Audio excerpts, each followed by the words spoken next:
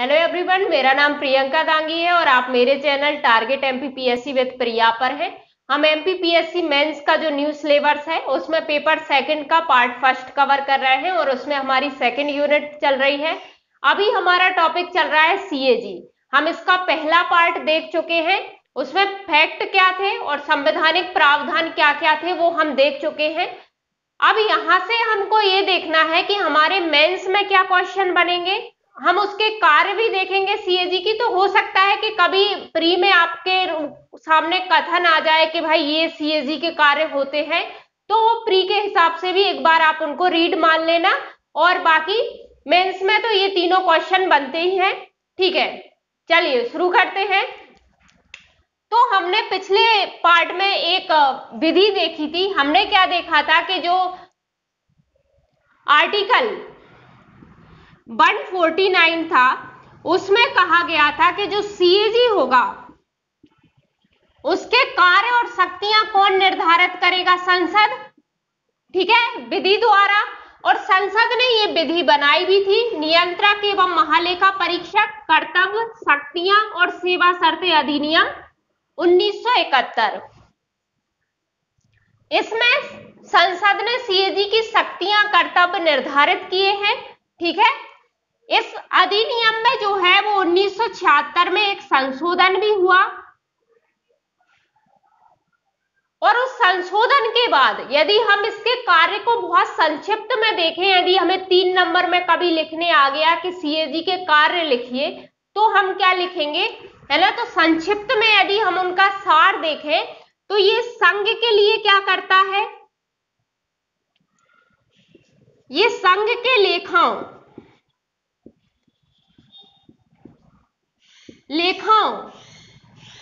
का केवल अंकेक्षण करता है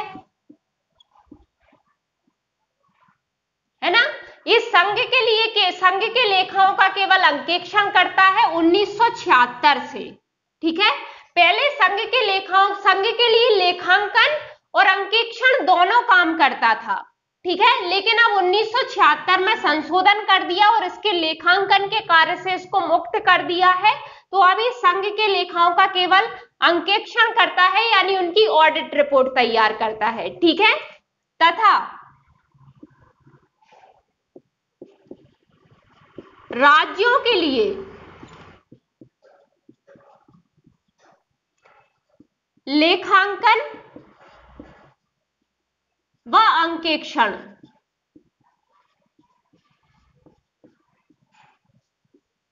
दोनों कार्य करता है। तो यदि आपसे सिर्फ 3 नंबर में पूछा है तो आप यही लिखेंगे कि संघ के लेखाओं का अंकेक्षण करता है तथा राज्यों के लिए लेखांकन और अंकेक्षण दोनों कार्य करता है। ठीक है, ये तो उसके कार्यों का सार था, है ना? लेकिन यदि हमें ये कार्य जो है, ये शक्तियां जो है वो हमें 200 शब्द में लिखने आ गई तो, या मान लो 50 शब्द में लिखने आ गए तो, है ना? तो हम क्या करेंगे, अब इनको विस्तृत करके देख लेते हैं। ठीक है, तो इस अधिनियम के बाद अब इसको क्या क्या कार्य मिले हैं हम वो देखते हैं। ठीक है, हम 200 शब्द के हिसाब से ही कवर कर लेते हैं हमारा आंसर। आपको यदि 50 शब्द में लिखने आता है तो आप जो मेन पॉइंट है उनको उठा के 50 शब्द में लिख देना। ठीक है, चलिए, ये जब मैं लिख रही हूं बोर्ड पे उतने टाइम का मैं स्किप कर दूंगी क्योंकि फिर वीडियो काफी लंबा हो जाएगा।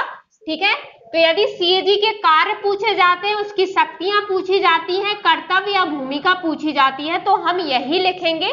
ये आंसर हम 200 शब्द के हिसाब से तैयार कर लेते हैं। चलिए स्टार्ट करते हैं। पहला है यह, यानी सीएजी भारत तथा राज्यों की संचित निधि, है ना? भारत की संचित निधि भी और राज्यों की संचित निधि से सभी व्यय, मतलब भारत और राज्यों की संचित निधि से जो भी व्यय हो रहे हैं वो सभी व्यय संबंधी लेखाओं की संपरीक्षा रिपोर्ट तैयार करता है। ठीक है,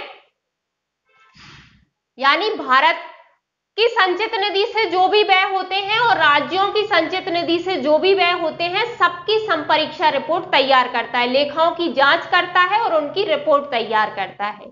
ठीक है, चलिए दूसरा है यह भारत और राज्यों की आकस्मिकता निधि से होने वाले सभी व्यय, मतलब जो आकस्मिक, यहां संचित निधि की बात कर रहे थे, अब हम आकस्मिकता निधि की बात कर रहे हैं। आकस्मिकता निधि भी होती है, राज्यों की अलग होती है, केंद्र की अपनी, मतलब सॉरी भारत की अपनी होती है ना। तो जो आकस्मिकता निधि होती है उससे भी जो व्यय होते हैं और जो लोक लेखा होते हैं उनकी भी ऑडिटिंग रिपोर्ट वो तैयार करता है। बाद में ये रिपोर्ट किसको देगा वो अभी हम देख लेंगे। तो उसका काम यहाँ क्या है कि पहले उसने जो संचित निधि से भी जो व्यय हो रहे थे उनकी भी जांच की, उनकी भी ऑडिट रिपोर्ट तैयार की, और जो आकस्मिकता निधि से भी जो और लोक लेखा जो भी थे उनकी भी उसने ऑडिट रिपोर्ट तैयार की। ठीक है, चलिए अगला कार्य क्या है सीएजी का। तो थर्ड कार्य है यह, यानी सीएजी केंद्र व राज्य सरकारों के विभागों, है ना भाई, वो संचित निधि से या आकस्मिकता निधि से जो भी व्यय हो रहे थे वो जांच कर रहा था। अब वो व्यय कौन करेंगे, विभाग ही करेंगे ना, है ना। तो हम क्या है कि भाई संक्षिप्त में तो यही है कि वो उसके लिए, केंद्र के लिए केवल अंकेक्षण करेगा और राज्यों के लिए लेखांकन और अंकेक्षण दोनों कार्य करेगा। लेकिन हम उन्हीं को विस्तृत कर रहे हैं, उन्हीं को हम डिटेल में लिख रहे हैं ताकि हमारे 200 शब्द पूरे हो जाएं। ठीक है, तो यहां क्या कहा है भाई, विभाग ही खर्च करेंगे। तो विभाग के सभी ट्रेडिंग, विनिर्माण, लाभ हानि के लेखा, है ना, मतलब सभी विभागों की जो भी ट्रेडिंग होते हैं, विनिर्माण होते हैं, लाभ हानि के जो भी लेखा होते हैं, बैलेंस शीट जो होती है, उन सबका संपरीक्षण करता है। ठीक है, वही बात है, जांच करेगा और उनकी रिपोर्ट तैयार करेगा। ठीक है, फोर्थ कार्य हमारा है ऋण।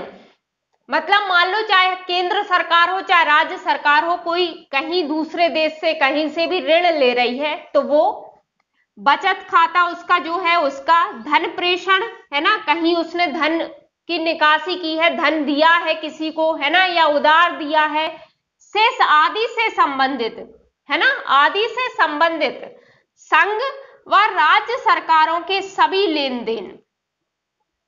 ठीक है, केंद्र और राज्य सरकार के जो भी लेन देन होते हैं वो सभी लेन देन, लेकिन गुप्त सेवा व्यय को छोड़कर। भाई कुछ ऐसे कार्य माने जाते हैं कि भाई ये राष्ट्रीय सुरक्षा से संबंधित है। ठीक है, होता है ना, हमें आरटीआई में भी आपने कई बार सुना होगा कि इसलिए उस आरटीआई का जवाब नहीं दिया गया है क्योंकि उससे राष्ट्रीय सुरक्षा खतरे में है। ठीक है, तो ऐसे ही कुछ व्यय होते हैं जिनके बारे में उन्हें उजागर नहीं किया जा सकता। सामरिक महत्व के या राष्ट्रीय सुरक्षा के कुछ भी जो व्यय होते हैं तो उन गुप्त सेवा व्यय को छोड़कर की जांच करता है, यानी सरकार, केंद्र और राज्य सरकार के जो भी लेन देन होते हैं उन सब की जांच करता है कौन, सीएजी। ठीक है, लेकिन ये वाले व्यय वो छोड़ देता है, इनकी जांच वो नहीं करता है। तो ये उसकी सीमा भी निर्धारित करते हैं। अभी जब हम आलोचना देखेंगे तो हम इसमें वो देखेंगे। तो सीएजी का अगला कार्य क्या है, यह किसी कर या शुल्क के शुद्ध आगम, है ना, शुद्ध आगमों को प्रमाणित करता है। मतलब कोई भी कर आता है या कोई भी शुल्क आता है सरकार को, चाहे वही बात है चाहे केंद्र सरकार को आए चाहे राज्य सरकार को, ये उनके जो शुद्ध आगम होते हैं उनको प्रमाणित करता है। ठीक है भाई, ये आय व्यय सब देख रहा है ना, तो वही बात है, यदि कर और शुल्क के रूप में जो आय भी हो रही है सरकारों को, उनको भी ये प्रमाणित कर रहा है। ठीक है, अगला कार्य है निम्न प्राप्तियों, है ना, निम्न प्राप्तियों मतलब जो हमने नीचे लिखे हैं, इनको जो प्राप्तियां हो रही हैं यानी आय हो रही है या वे व्यय कर रहे हैं का लेखा परीक्षण करता है। ठीक है, इनकी जो नीचे जिनका वर्णन किया है उनसे जो प्राप्तियां होती हैं और वो जो व्यय करते हैं उनके लेखाओं का परीक्षण करता है। ठीक है, और उनकी रिपोर्ट भी तैयार करता है। तो पहला क्या है, वे निकाय या प्राधिकरण जिन्हें केंद्र या किसी राज्य सरकार से अनुदान मिलता है। ठीक है, मतलब ऐसे निकाय या ऐसे प्राधिकरण जिनको केंद्र से या किसी राज्य सरकार से अनुदान मिल रहा है, तो उनकी प्राप्तियों और वो जो व्यय कर रहे हो उनके लेखाओं का परीक्षण करना। भाई हमने जब 149 आर्टिकल देखा था तो हमने देखा था ना उसमें कि केंद्र और राज्य के जो लेखा होंगे उनके अलावा भी यदि कोई संसद इनको कोई और निकाय या प्राधिकरण के लिए भी कर्तव्य सौंपती है तो ये उनके लिए भी वही कार्य करेगा, मतलब उनके लेखाओं की भी जांच करेगा। ठीक है, तो वही बात है। तो ये ऐसे निकाय या प्राधिकरण की भी लेखाओं की और प्राप्तियों की जांच करता है जो जिनको सरकार क्या देती है, अनुदान। और दूसरा क्या है, सरकारी कंपनियां, मतलब जितने भी सरकारी कंपनियां हैं उनकी आय व्यय के लेखा जो होते हैं उनकी भी जांच करेगा, और संबद्ध लोक निगम जो होंगे उनके भी लेखाओं की जांच करेगा। ठीक है, तो ये है, ये यहां तक नोट कर लीजिए, ये भी इसके कार्य होते हैं। सीएजी के अगले कार्य क्या है, यानी 7वें नंबर का कार्य क्या है कि यह है, यानी सीएजी प्रतिवर्ष संघ के लेखाओं संबंधी जो रिपोर्ट होती है, मतलब वो संघ सरकार के जितने भी लेखा थे हमने अलग अलग उसमें देखे है ना, तो उनके जितने भी संबंधी लेखा होंगे उनकी वो जांच भी करेगा और उनकी रिपोर्ट तैयार करेगा और उनकी रिपोर्ट राष्ट्रपति को देता है ना।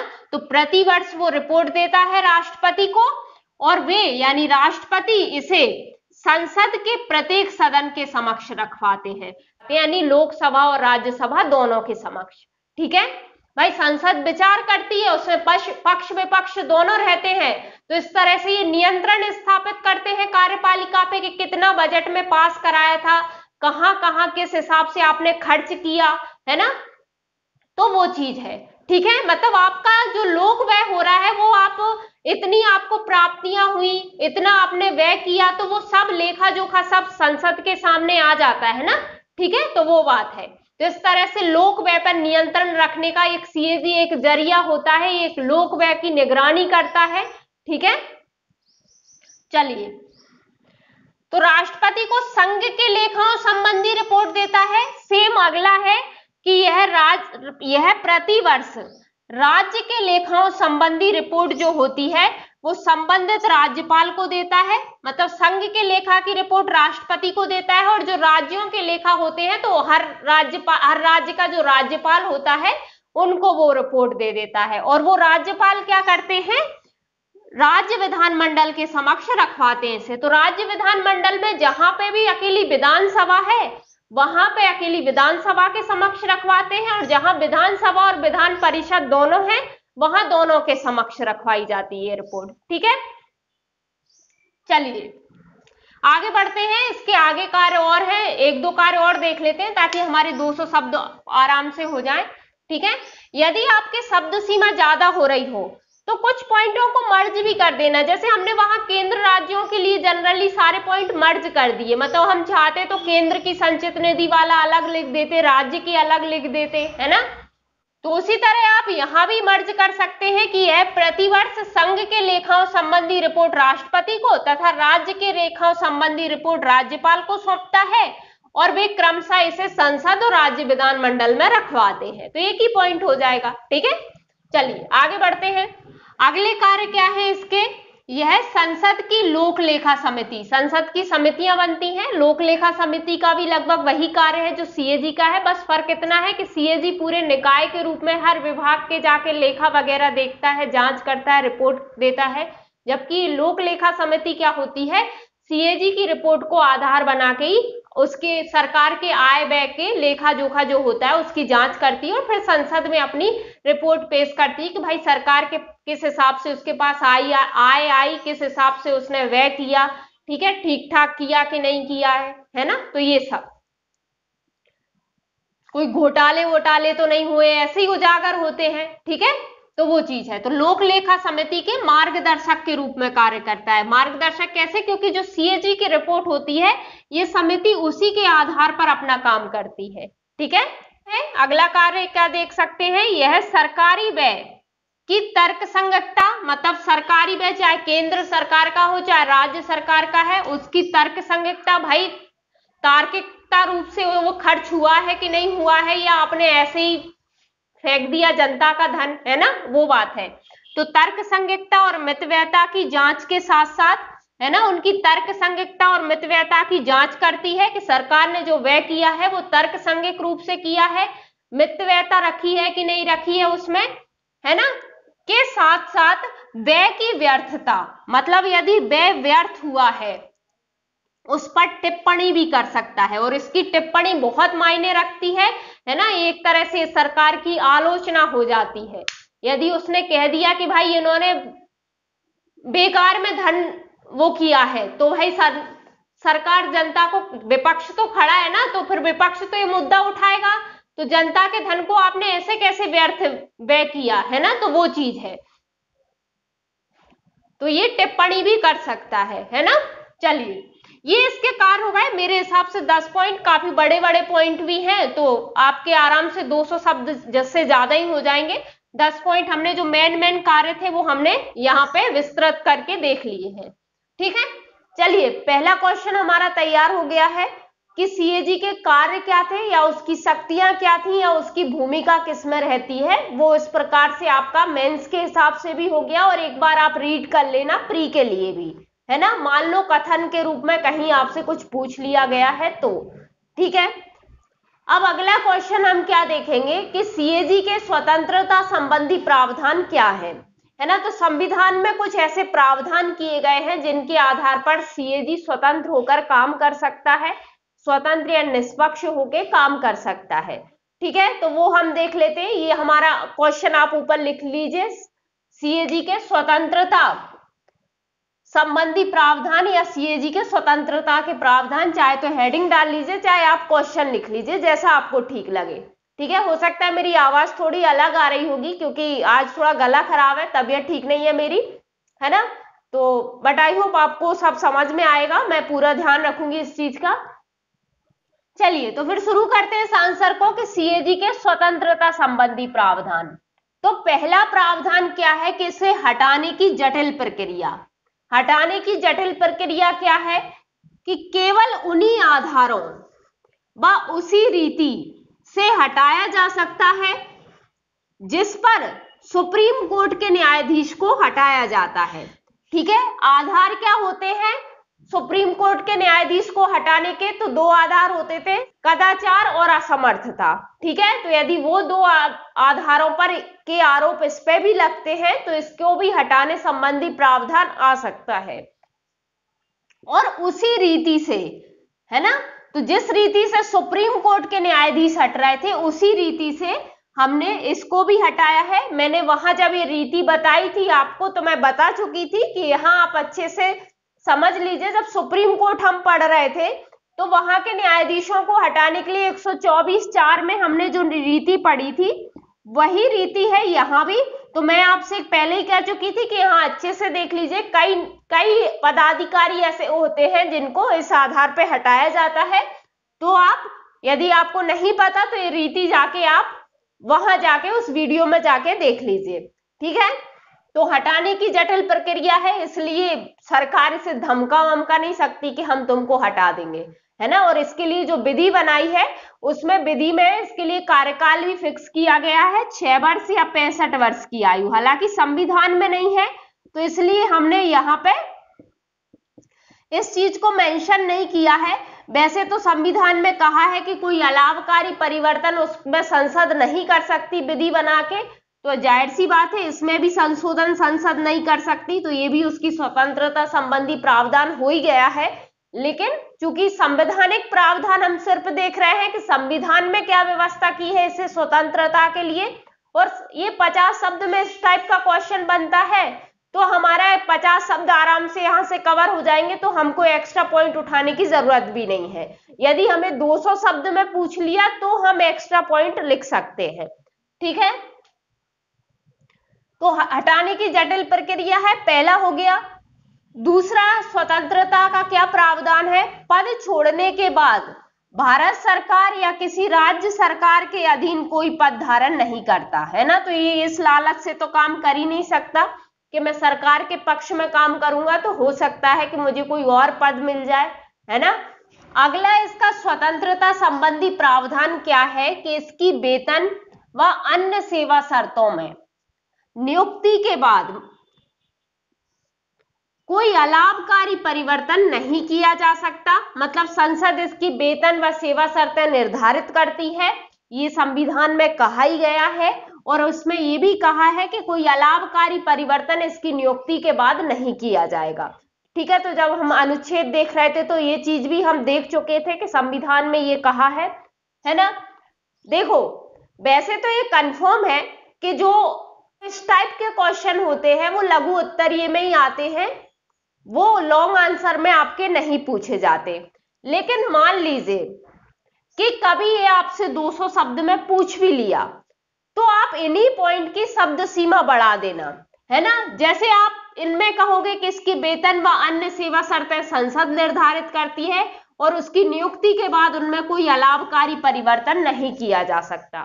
ठीक है, तो पॉइंट यही है, लेकिन आप इनकी शब्द सीमा का प्रसार कर दोगे। हम यहाँ 50 शब्द के हिसाब से इसे संक्षिप्त करने का प्रयास कर रहे हैं। ठीक है, तो ऐसा है, वहां वो पॉइंट भी जोड़ देना, है ना, नियम लिख के जोड़ देना कि संसद ने जो विधि बनाई है उस विधि के अनुसार इसकी अवधि जो पदावधि जो है वो 6 वर्ष या 65 वर्ष की आयु होगी, है ना। वो संविधान में नहीं दिया है, लेकिन संविधान ने शक्ति दी है संसद को, और संसद ने कानून भी बनाया है, अधिनियम भी बनाया है उसके लिए, है ना। तो वो पॉइंट भी आप इसमें मेंशन कर सकते हो। अगला प्रावधान क्या है, तो सीएजी कार्यालय के सभी प्रशासनिक व्यय भारत की संचित निधि पर भारित होते हैं। मैंने पहले ही कहा है कि संचित निधि पर जो भी व्यय भारित होते हैं, इन लोगों के वेतन वगैरह, उसमें क्या होता है कि हम पहले कई बार इस चीज को देख चुके हैं कि जब वो बजट में आते हैं तो उन पर चर्चा होती है, बहस होती है, लेकिन उन पर मतदान नहीं होता, यानी उनमें कटौती वटौती का कोई सवाल नहीं उठता, है ना। तो वो चीज है, तो इसलिए इसके स्वतंत्रता संबंधी प्रावधान माने जाते हैं।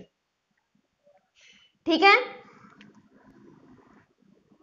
तो ये आपके 50 शब्द के हिसाब से ये आंसर आपका हो गया। अब 4 पॉइंट आपके 50 शब्द में आराम से आ जाएंगे। चलिए, अगला क्वेश्चन है हमारा, सीएजी के कार्य या उसकी भूमिका जो होती है, उसके कुछ आलोचक जो है उस पर प्रश्न चिन्ह लगाते हैं, उसकी आलोचना करते हैं। तो वो क्या आधार है, किन आधारों पर वो आलोचना कर रहे हैं या किस प्रकार से आलोचना कर रहे हैं, हम वो और देख लेते हैं। ठीक है, तो सीएजी की आलोचना, है ना। पहला पॉइंट इसमें क्या है कि संविधान में सीएजी की परिकल्पना नियंत्रक सहित महालेखा परीक्षक के रूप में की गई है ना भाई। तभी तो लिखा रहता है ना, भारत का नियंत्रक और महालेखा परीक्षक। ठीक है, जबकि व्यवहार में यह केवल महालेखा परीक्षक की भूमिका निभाता है ना। कैसे निभा रहा है केवल महालेखा परीक्षक की भूमिका, अर्थात हमने यह स्पष्ट भी कर दिया, क्योंकि हम वहां भी स्पष्ट करके आ जाएंगे कि हम ऐसा क्यों कह रहे हैं, है ना। संचित निधि से धन निकासी पर इसका कोई नियंत्रण नहीं है। भारत में जब विभाग व्यय कर देते हैं तो उनके व्यय के बाद उनके लेखाओं की जांच करके रिपोर्ट तैयार करके राष्ट्रपति और राज्यों के राज्यपाल को सौंपता है, जो संसद और राज्यों के विधानमंडल में रखवाते हैं। ठीक है, तो मतलब व्यय होने के बाद ये जांच करता है। तो वही कहा गया है कि भाई संचित निधि से जब इसको निकालेंगे धन को, तब इसका कोई नियंत्रण नहीं रहता। ठीक है, लेकिन व्यय होने के बाद ये जांच करता है तो उस पर नियंत्रण नहीं रहता। यह केवल व्यय होने के पश्चात लेखा परीक्षण करता है। ठीक है, समझ में आ गया। अब ये तो हमने कह दिया कि ये आलोचना है ना। हम भी नहीं कह रहे हैं भाई, ये तो आलोचक कह रहे हैं, है ना। तो हम इस तरह लिख देंगे कि कुछ आलोचकों के अनुसार निम्न प्रकार से सीएजी की आलोचना की जाती है ना। तो ये आलोचना इस आधार पर कर रहे हैं, तो वो तुलना भी कर रहे हैं कहां से, ब्रिटेन से। अब ब्रिटेन से ही क्यों कर रहे हैं, क्योंकि अभी जब हमने पृष्ठभूमि देखी थी सीएजी की, तो हमने देखा था ना कि हमारे यहाँ ब्रिटिश काल से ही क्या था, उपनिवेश काल से ही हमारे यहाँ सीएजी की व्यवस्था हो गई थी, और उसी का प्रावधान हमने संविधान में किया, है ना। तो जब वहां से हमने वो प्रावधान लिए हैं, तो हमने इसलिए ब्रिटेन के ही सीएजी से इसकी तुलना की है और कहा है कि ब्रिटेन में कार्यकारिणी यानी सरकार राजकोष से धन सीएजी की स्वीकृति के बिना नहीं निकाल सकती, है ना। मतलब हमने ब्रिटेन से लिया, लेकिन हमारे यहाँ भारत की संचित निधि से या राज्यों की संचित निधि से व्यय हो रहा है, तो उस पर सीएजी का कोई नियंत्रण नहीं रहता। निकालते टाइम बजट पेश होता है, संसद पारित कर देती है और सरकार को उतना खर्च करने का अधिकार मिल जाता है। वहां सीएजी का कोई रोल नहीं होता। जब विभाग खर्च कर लेते हैं तो उनके लेखाओं की जांच सीएजी बाद में करता है। तो यही कहा गया है। जबकि ब्रिटेन में क्या होता है कि जो सरकार होती है वो सीएजी की स्वीकृति से राजकोष से धन निकालती है। तो हमारा संविधान भी परिकल्पना कर रहा था नियंत्रक और महालेखा परीक्षक की, लेकिन उसने शक्तियां संसद को दे दी थी कि आप इसके लिए विधि बनाइए, और संसद ने जिस हिसाब से उसके कार्य और शक्तियां विधि बनाकर निर्धारित की हैं, तो उसके हिसाब से वो केवल महालेखा परीक्षक की भूमिका अदा कर रहा है। ठीक है, तो एक आलोचना ये हो गई, है ना। अगली आलोचना किस प्रकार की जाती है या किस आधार पे की जाती है वो देखते हैं।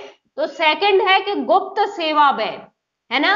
हम जब इसके कार्य देख रहे थे तो हम देख ही चुके थे कि गुप्त से मतलब सरकार के सभी लेन देन की ये जांच करता है, सिर्फ गुप्त सेवा व्यय को छोड़कर। ठीक है, हम वहां देख चुके थे। तो वही है कि गुप्त सेवा व्यय जो है वो सीएजी की लेखा परीक्षा की भूमिका पर भी सीमाएं निर्धारित करता है। अभी हमने क्या देखा कि इसे जो कार्य दिए गए हैं संसद द्वारा, उसमें इसको व्यवहार में केवल लेखा परीक्षक की भूमिका इसको दी गई है, लेकिन जो गुप्त सेवा व्यय है वो इसकी लेखा परीक्षक की भूमिका पर भी क्या कर रहा है, सीमा निर्धारित कर रहा है। कैसे? क्योंकि इस संबंध में ये जो कार्यकारी एजेंसियां होती हैं, मतलब सरकार की जो भी एजेंसियां होंगी, उनके व्यय का ब्यौरा ये मांग ही नहीं सकता, है ना। गुप्त सेवा व्यय में तो मांग ही नहीं सकता, है ना। तो वही बात है।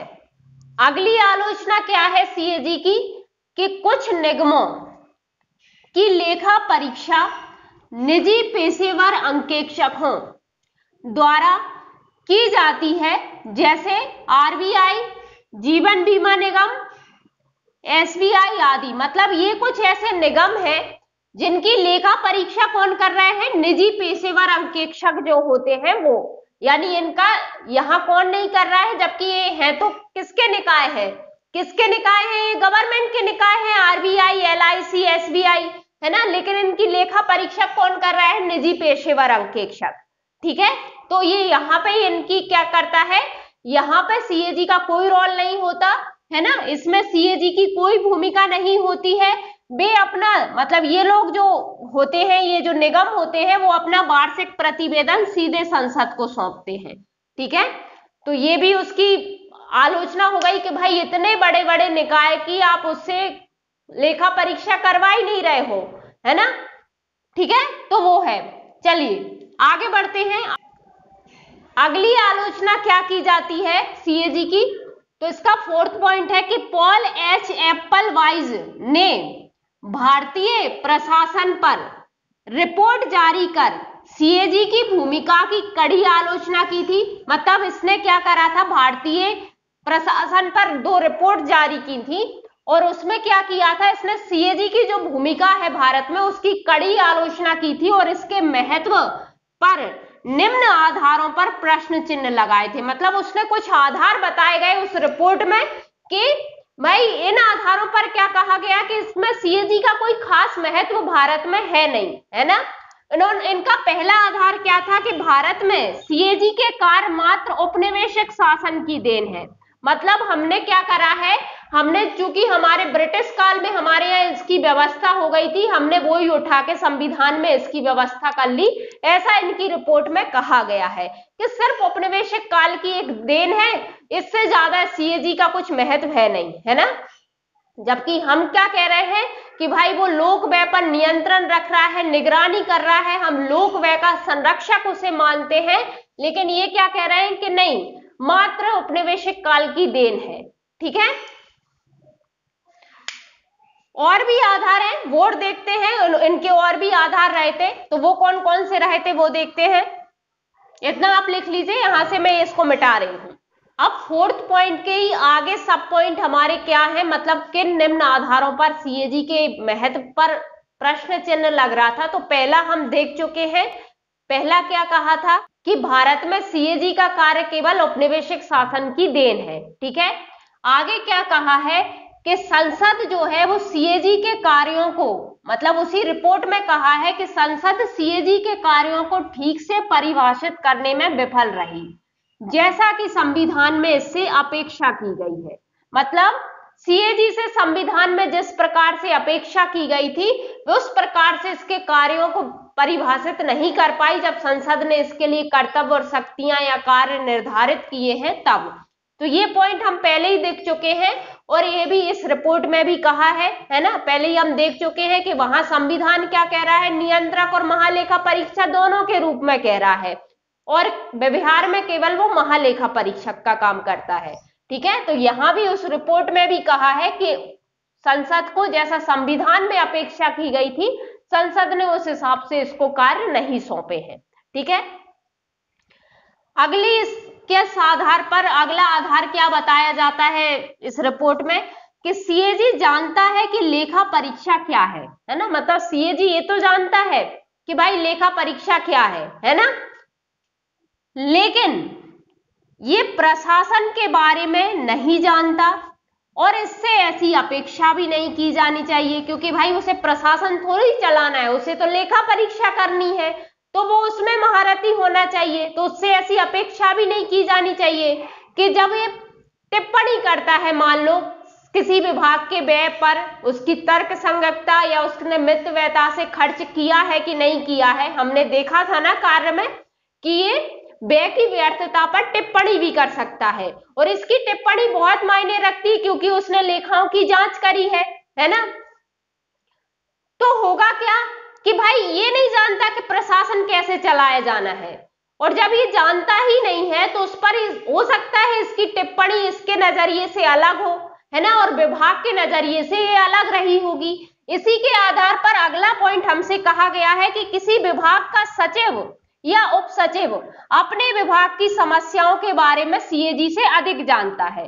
ठीक है, तो अगला पॉइंट हमसे यही कहा गया है कि यदि ये लेखा परीक्षा, यदि ये प्रशासन के बारे में मान लो कोई टिप्पणी कर रहा है तो इससे ज्यादा तो उस विभाग का सचिव या उप सचिव जानता था, और ये टिप्पणी कर रहा है क्योंकि इसे प्रशासन का नॉलेज नहीं है, तो ये टिप्पणी किस आधार पे करेगा या आधार पे करेगा भी तो हो सकता है इसका नजरिया अलग हो, जबकि प्रशासन चलाने का क्योंकि इसे अनुभव नहीं है, तो वो चीज है। तो इन आधारों पर इस रिपोर्ट में आलोचना की गई है ना। तो हमने ये देख लिए कि 200 शब्द के हिसाब से हमारे ये सारे पॉइंट क्लियर हो गए होंगे। 200 शब्द के हिसाब से हमारा मेंस का आंसर यहाँ तक कवर हो जाएगा। हमने एक रिपोर्ट भी आई थी उसको भी हमने, क्योंकि कभी क्या होता है कि किसी आलोचक का नाम लिख दो, बुक का नाम लिख दो, रिपोर्ट का नाम लिख दो, तो आपका आंसर इफेक्टिव बन जाता है, तो हमने वो भी किया है। अब यहां से क्वेश्चन किस प्रकार से बन सकते हैं, है ना, तो हमने 3 क्वेश्चन मेंस के हिसाब से यहां से देखे हैं कि मेंस के हिसाब से हमने उसके कार्य भी देखे हैं, उसकी स्वतंत्रता के प्रावधान जो थे वो भी देखे हैं और इसकी आलोचना भी देखी है। अब हो सकता है कि यहां से हमसे क्वेश्चन सिर्फ यही पूछे कि इसकी समालोचना करिए, तो हमने जो उसके कार्य देखे थे उसमें से हम उसके महत्व उठा लेंगे और उसके महत्वों के बाद उसकी हम आलोचना कर देंगे, तो समालोचना में दोनों आ जाते हैं। ठीक है, यदि उसके कार्य स्पष्ट पूछे हैं तो कार्य बता सकते हैं, स्वतंत्रता हम बता ही सकते हैं और उसकी आलोचना पर भी हम लिख ही सकते हैं। ठीक है, यदि आ जाता है कि सीएजी के कार्यों का परीक्षण कीजिए, तो परीक्षण में भी हम आखिरी में ये लाइन जोड़ेंगे जब हम निष्कर्ष लिखेंगे कि ठीक है ये कार्य करता है, हालांकि ये क्या करता है, व्यय होने के बाद एक जांच करता है, इसको जिस हिसाब से संविधान में इससे अपेक्षा की गई थी उतनी पर्याप्त शक्तियां इसको प्राप्त नहीं की गई हैं भारत में, है ना। तो इस तरह से हम क्वेश्चन का हमारा आखिरी शब्द क्या है उस हिसाब से हम अपने आंसर को उस डिमांड के हिसाब से फ्रेम कर देंगे, जबकि आंसर बनेंगे यहीं से। ठीक है, तो आप क्वेश्चन को पहले अच्छे से पढ़िए, समझिए वो शब्द आखिरी में आपसे पूछ क्या रहा है, उसके हिसाब से आप उसकी डिमांड पूरी कीजिए। ठीक है, थैंक यू सो मच ये वीडियो देखने के लिए। आई होप आपके लिए हेल्पफुल हो रही होगी, और यदि आप चैनल पर नए हैं तो उसे सब्सक्राइब कर दीजिए और प्लीज वीडियो को लाइक कीजिए और शेयर कीजिए। Thank you so much.